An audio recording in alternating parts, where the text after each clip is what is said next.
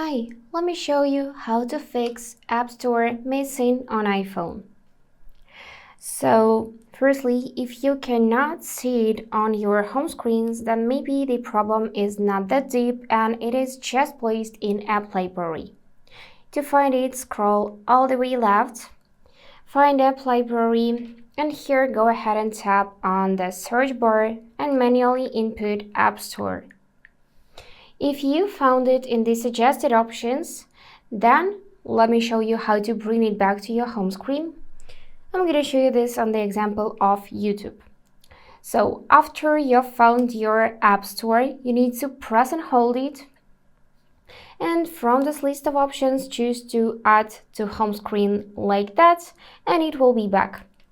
But if you haven't found it here, like in my case, then what we are going to do is we are going to open settings, find screen time tab here, and then go in content and privacy restrictions.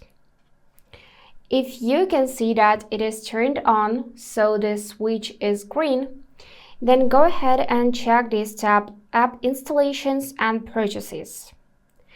So here, find installing apps and make sure that it is allowed for installing apps and to bring back App Store.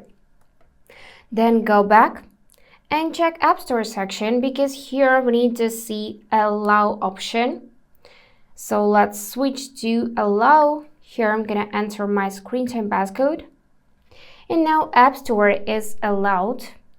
So it should be back to our app library. Also, if you don't need those settings, then I suggest you to disable content and privacy restrictions. Now you just need to wait a few seconds and App Store will be back. So that's it for today. If this video was helpful, please subscribe, like and comment. And I wish you all the best. Bye bye.